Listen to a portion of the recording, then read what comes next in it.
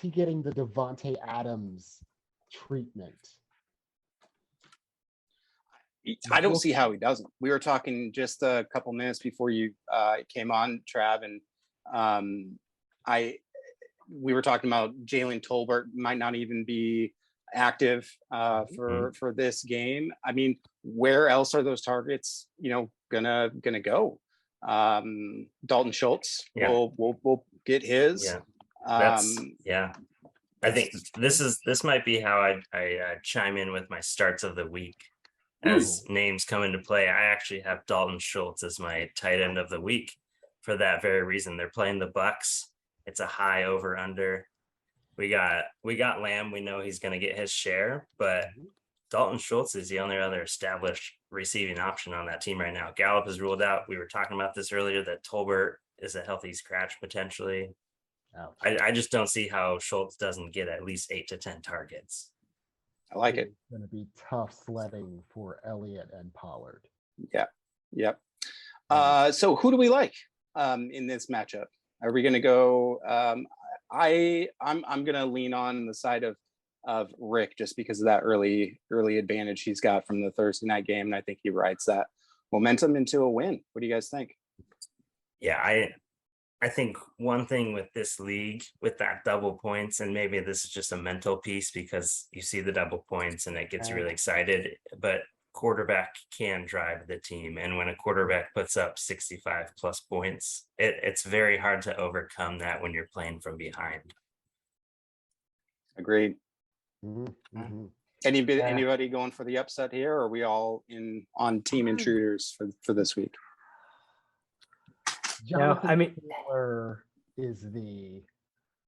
Jonathan Taylor might decide this thing because it falls like Breece Hall. That's another get right. Do you get the Jets backfield right? Yeah. Do you want to get the Jets backfield right? Might be the question we ask later. Right. Jonathan Taylor against Houston, the worst team or second worst team in the league. Like they're going to be running. And I was going to say before the Thursday night game, I would have said, okay, Rick's only going to win if Josh Allen scores 50 plus points and throws a touchdown to Gabe Davis. And that happened. So I feel like everything's gone right so far. And Yep. I will stand by my prediction that Michael Carter is going to get more work and more targets than Breece in this game, as they will undoubtedly be playing from behind. I think that Rick's gonna take right now. He's got the most projected points in the league for this week. Let's move on to another matchup. Let's talk about Travis. I will take the upset. I will take the upset. Intruders are coming back. Scourge is coming back on the Intruders. Patrick Mahomes is going to do Patrick Mahomes stuff. Let's give him he's going to score about 45, 50. But I think I'm in on Lamb, and I hate that I'm going to say this because he has been my least favorite fantasy football player over the last 3 years, but DJ Moore, it is happening this year. It is happening this year. It's happening.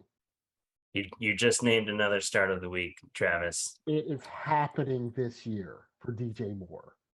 Not the years of the 4 touchdowns and 2,000 yards. We're done with that. DJ Moore is going off. Yep. On Sunday. Yeah. I don't know. I'm disagreeing. I'm disagreeing with it. Okay. DJ Moore is DJ Moore. Baker Mayfield is going to change that. Baker Mayfield blows. Here's why I have him as my start of the week, though. This is a storyline piece. We got Baker coming back to Cleveland. He's going to throw turnovers because of that, but he is going to throw. He is going to be aggressive, and I think that should pay dividends for Moore, and I think that could get him that touchdown he needs. Who are outside of Christian McCaffrey, receiving options, again, just like the Cowboys, Robbie Anderson, who was talking shit about Baker before he came. I don't think Baker's going to give him love. So I'm not quite on board with the full season on DJ Moore, but I can see it happening this week. Okay. Right. Christian McCaffrey, Tim's- surprise on the injury report. Again. Here we go. All right. Yes. We've And got, let's go. I'll take the upset. Let's go. let's do it. And Tim start, wide receiver start of the week, DJ Moore. Let's move on to another matchup. Fournette About It versus Boy Band. So this is going to be Jason going up against Travis. Get the band together. Yep. Matchup of the week. The band. Dawson Knox got me off to a great start. Oh boy. Yeah. He did have that one catch. 5 yards. 1 for 5. 5 whole yards. Okay. No fumbles though. Come on. You are currently winning 1-0. I am Yeah, in the that's right. lead. It will be a come from behind victory for Fournette About It if it happens. Okay. So Tim, this is one of your this is your matchup of the week for Juicy J redraft. Just for the excitement of this podcast. Yeah. Anytime we're playing, one of the 4 of us or 2 of the 4 of us are playing each other, It that vaults. automatically has to be the matchup of the week. Math checks out. I love it. Okay, let's run down Jason's team. He's starting Dak Prescott, who will be throwing all day versus Tampa Bay. Michael Pittman Jr., who is the a darling of everybody in fantasy coming into this year, as his wide receiver 1 back, and Terry McLaurin as his wide receiver 2. Running backs, Derrick Henry and Fournette will provide a very, very steady backbone to his team for this matchup. And then Hayden Hurst starting at tight end. Who's hurt on your team? I know nobody's hurt. I just Nobody's hurt. Yeah, Nobody's hurt. a I see little weak, I see weak at tight you. end. By Michael Thomas's name. So this is one of the early draft casualties. Was I drafted Mike Gesicki as to be my starter, and 3 hours after our draft, there was reports that he is not going to basically do anything this year. So Hurst could be a sleeper. He couldn't have landed on a better team, other than probably the Bills that likes to air it out and pass. So could be a sleeper. And then we're looking I'm sorry, I was looking at the over-unders. Did we discuss Hurst's previous scenarios, previous teams? Take us there, Tim. I think Hurst could prove to be worthy. He got beat up by Mark Andrews, who is now basically the consensus #1 tight end right now. And then he came into a Falcons team and they drafted Pitts, who's a consensus top 4 guy. So, if you're going to talk about a guy who's been losing the job to other players, he's losing them to the top guys.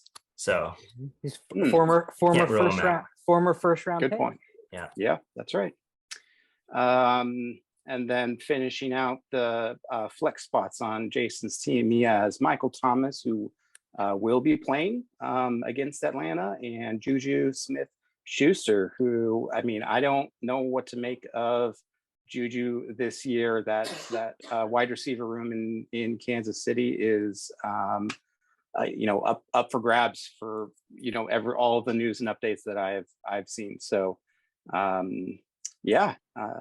and then on Travis's side, he's starting Russell Wilson, who, if I had a start of the week for quarterback, that would be mine for sure. I think he's going to torch the Seahawks, and it's going to get ugly. Couple of stud wide receivers starting for Trav and Justin Jefferson and Tyreek Hill. And then at running back, we're looking at Zeke and Boston Scott from the Eagles. Could be interesting to watch there. we talked about Dawson Knox with his one point from Thursday night. And in the flex, Trav has Rashad Bateman, one of my favorite receivers going into this year, and Amon-Ra St. Brown, who, in my opinion, is going to get that lion's share of the targets in Detroit, which will be a very pass-happy offense right up until Jamison Wilson, JMO comes back and becomes Calvin Johnson 2.0. So we're looking at a projection of Jason of 204 versus Boy Band's 173 right now. Yeah, I'm sorry to say it, Trav. I think that Jason's going to take this matchup. I think he's solid everywhere but tight end, and like the matchups there. I have taken lumps. I can take my lumps with my humps. Here's how I win. Taylor goes off. Jonathan Taylor goes off. All right. So then, as they say on the Fantasy Pros, Frank Reich just takes the air out of the ball. There's no bro. We're in the lead. Chill, Matt Ryan. Just turn and hand it or dish it out to Naheem Hines, who's apparently a thing this year. Derrick Henry, first game back from injury. Who knows how much workload he's going to get? Henry's going to go off. Henry's going to go off. But I'll go down. Yeah, it's the Giants. Two of the get it right guys in your flex. Yeah. Cool. All right. Anybody going for the upset Trav's here? frozen. I think he is about to make a great point about Michael Thomas and Juju. About holy hell. So I'm expecting about 57 yards from Juju. I'm expecting Michael Thomas to get 41, leave the game with a hamstring. That's going to open the door for Boy Band, making beautiful music. Okay. Boston Scott's going to score a touchdown. And so you're expecting those two wide receivers to have about 100 yards combined. No touchdowns. Yes. Would you board bet that? I will. Thomas combined. Yes. 100 or under. Yeah. You think under? Let's I would do it. easily take the over. Let's do it. There we go. If we had over a 100 drop.